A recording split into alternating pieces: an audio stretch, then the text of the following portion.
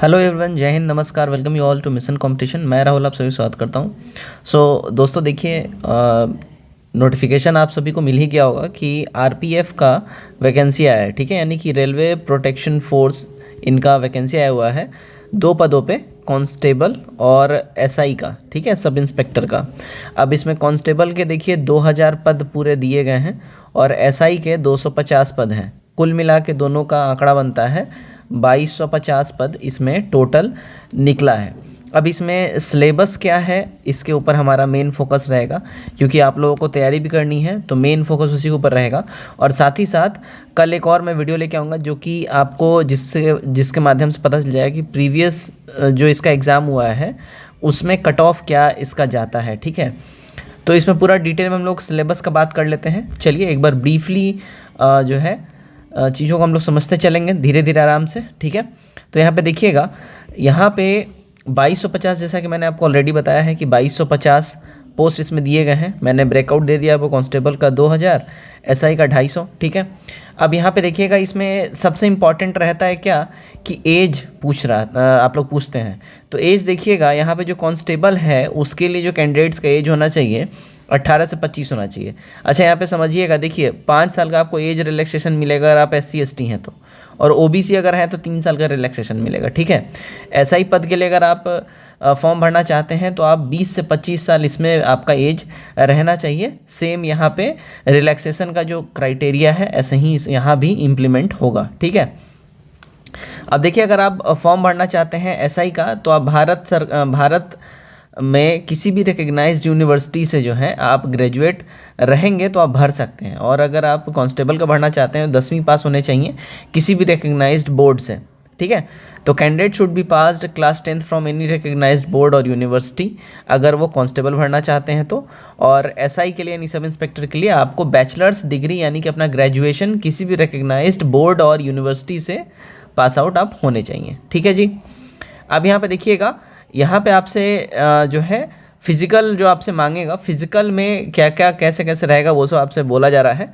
तो देखिएगा यहाँ पे कि रेस आप बेसिकली यहाँ पे रनिंग होगा, तो 1.6 किलोमीटर का रेस आपको 5 मिनट 45 सेकंड समय मिलेगा, यानी कि 1600 मीटर आपको यहाँ पे कंप्लीट करना पड़ेगा 5.25 मिनट के अंदर में। ठीक है, चेस्ट आपका बिना फुलाए 80 होना चाहिए, फुला के 85 होना चाहिए। ठीक है, यानी कि नॉर्मल अगर आप खड़े रहेंगे वैसे में 80 सेंटीमीटर आपका चेस्ट होना चाहिए। और फिर जब आप उसको बोला जाता है फुलाने के लिए, पंप करने के लिए, तो 85 सेंटीमीटर होना चाहिए। अच्छा, ये मेल के लिए क्राइटेरिया है, जान लीजिएगा।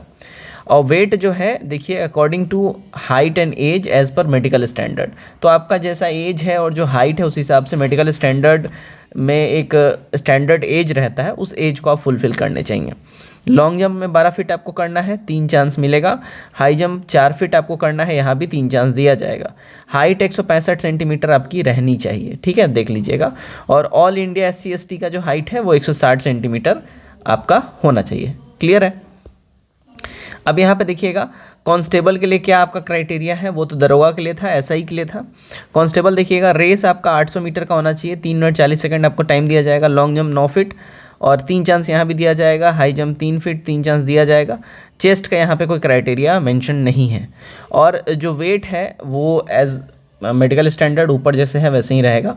हाइट यहाँ पे 157 सेंटीमीटर जनरल OBC सब के लिए, और SC ST all over India में 152 सेंटीमीटर अलाउड है। ठीक है जी, अब यहाँ पे देखिएगा,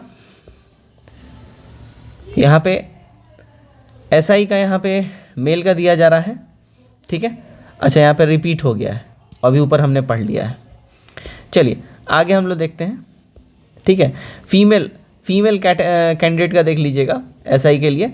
तो फीमेल कैंडिडेट को 800 मीटर का रनिंग करना है, 4 मिनट समय मिलेगा। 9 feet high jump, long jump है 3 चांस दिया जाएगा। हाई जंप 3 फीट, 3 चांस दिया जाएगा। चेस्ट का कोई क्राइटेरिया नहीं है। वेट मेडिकल स्टैंडर्ड के हिसाब से होना चाहिए। हाइट 157 सेंटीमीटर और SC ST का ऑल ओवर इंडिया में 152 सेंटीमीटर। राइट, अब यहाँ पे देखिएगा, यहाँ पे जो सैलरी वगैरह जो मिलने वाला है आपका, उसको यहाँ बताया जा रहा है। देखिए, सैलरी 21,700 से 69,100 पर मंथ आपका रहेगा, प्लस अलाउंस यहाँ पे रहेगा जो रेलवेज देती है, वो अलाउंसेस सब रहेंगे। SI का 25,500 से लेके 81,100 पर मंथ रहेगा, प्लस अलाउंसेस रहेंगे यहाँ पे। अब ठीक है, यहाँ पे देखिएगा, जो यहाँ पे आपका सिलेक्शन प्रोसेस है वो कितने चरणों में है, तो पहले होगा कंप्यूटर बेस्ड टेस्ट होगा आपका, ठीक है, रिटन एग्जाम, उसका फिजिकल टेस्ट होगा, रनिंग वगैरह वहीं सब, फिर होगा डीवी यानी डॉक्यूमेंट वेरिफिकेशन, फिर मेडिकल टेस्ट आपका होगा और तब जाके मेरिट लिस्ट जारी किया जाएगा। तो एक तरीके से देखिए 4 चरण में आपका यहाँ पे प्रॉपर सिलेक्शन प्रोसेस है, तब जाके आपका फाइनल मेरिट लिस्ट बनेगा, ठीक है। अब यहाँ पे देखिएगा, यहाँ पे सिलेबस आपसे बोला जा रहा है, क्या सिलेबस रहेगा यहाँ पे ये देख लीजिए, ठीक है। देखिएगा यहाँ पे सिलेबस के बारे में देख लेते हैं। तो देखिए यहाँ पे क्या बोल रहा है, कांस्टेबल और एसआई दोनों के लिए सेम रहने वाला है, तो इसमें कुछ ऐसा नहीं है कि दोनों का अलग अलग रहेगा। देखिए यहाँ पे बेसिकली 3 एरिया से आपसे सवाल पूछे जाएंगे। यहाँ पे आपका हो गया जीके जीएस करंट अफेयर्स, इससे आपके संबंधित सवाल रहेंगे 50, इसमें नंबर दिए जाएंगे 50, यानी कि 1 क्वेश्चन 1 नंबर। अर्थमेटिक यानी कि मैथ यहाँ पे रहेगा, मैथ के 35 सवाल रहेंगे, नंबर आपको मिलेंगे 35। और यहाँ पे रीजनिंग है ना, इसके 35 सवाल रहेंगे, नंबर मिले आपको 35।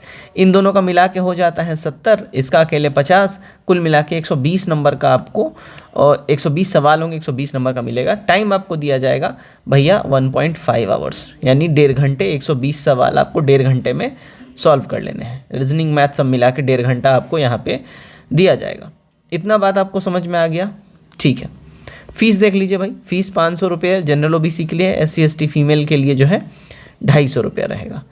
क्लियर है। अब यहाँ पे आपको एक चीज़ समझना पड़ेगा, मैं आपको कल दोबारा एक वीडियो बनेगी जिसके माध्यम से मैं आपको डिटेल में एक चीज़ समझा दूंगा कि प्रीवियसली कट ऑफ कितना गया था, जिस हिसाब से आप लोग अपना तैयारी कर पाए। अब यहाँ पे एक चीज़ समझिएगा, आपका जो यहाँ पे रिज़ल्ट दिलवाएगा, ये समझ के चलिए, वो आपका रीजनिंग और मैथ, इस पे कमांड आपको बहुत तगड़ा होना चाहिए। यानी अगर आपका 70 नंबर यहाँ से पूछ रहा है, 70 में भाई आपको टारगेट करना है एटलीस्ट 60 से 65 के बीच में आपका यहाँ पे सही होना चाहिए, तब जाके आप रेस में रहेंगे, है ना। 65 तक तो आपका, 60 से 65 तक तो सही होना चाहिए, 65 प्लस जा रहा तो आप ब्रिलियंट है, लेकिन 60 से 65 के बीच में रहना चाहिए। आपको केवल 8-10 नंबर का ही मार्जिन लेके चलना है, 60 से 65 के बीच में आपको रहना है। जीके जीएस में आप यहाँ पे देखिए अपना करंट अफेयर्स बहुत सॉलिड करके रखिए, क्योंकि करंट अफेयर्स से यहाँ पे बेहतरीन आपको सवाल देखने मिलेंगे। करंट अफेयर्स साथ ही साथ अपना यहाँ पे देखिए, ये मत सोचिएगा कि बिहार दरोगा में जैसे सवाल आते हैं वैसे सवाल इसमें आएंगे। यहाँ पे आपका रेलवे का अलग चीज़ रहता है। स्टैटिक जीके पे खास करके ध्यान रखिएगा, स्टैटिक जीके बहुत तगड़ा रखिएगा। स्टैटिक जीके से सवाल रेलवेज़ में काफ़ी रहते हैं, और साथ ही साथ साइंस से भी सवाल रेलवेज़ में उठपटांग रहता है और बहुत ही बेहतरीन सवाल रहता है। तो मैं ये ज़रूर बोलूँगा कि आज से ही आप लोग लूसेंट पकड़ लीजिए, और लूसेंट में साइंस वाला पोर्शन और स्टैटिक वाला पोर्शन घोड़ के पी जाइए, सीधी सी बात है। और यहाँ पे कुछ दूसरा सोचना ही नहीं है। और दूसरी बात देखिए, सेट जो है एक ज़रूर लगाइएगा, और चूंकि ये CBT है यानी कंप्यूटर बेस्ड टेस्ट है, तो मैं रेकमेंड करूँगा ऑनलाइन टेस्ट ही लगाइए, ऑफलाइन टेस्ट नहीं लगाइएगा। ऑनलाइन टेस्ट से फ़ायदा ये होगा कि आप टाइम पीरियड में बने रहेंगे और आपको एक आदत रहेगी उसी टाइम ड्यूरेशन में टेस्ट लगाने का, पहला बात। दूसरा बात, यहाँ पे एक चीज़ और समझ लीजिएगा, बहुत से ऑनलाइन प्लेटफॉर्म है, लेकिन सस्ता में बढ़िया जो है आपको टेक्स्ट बुक जो है आपको एक बढ़िया प्लेटफॉर्म देता है और बढ़िया टेस्ट का लेवल देता है। तो टेक्स्ट बुक पे जाइए, लगभग 200 रुपये के आसपास में आपको यहाँ पे पूरा 1 साल का पास मिल जाता है, और 1 साल तक आप पूरा इसमें टेस्ट लगा सकते हैं।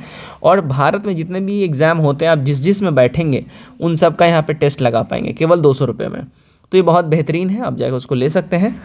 बाकी और भी कोई नया अपडेट आएगा, और कल मैं प्रीवियस ईयर जो है जितना भी कट ऑफ रहा था, कट ऑफ के ऊपर कल आपको एक मैं लेटेस्ट वीडियो, बिल्कुल डिटेल वीडियो दे दूँगा।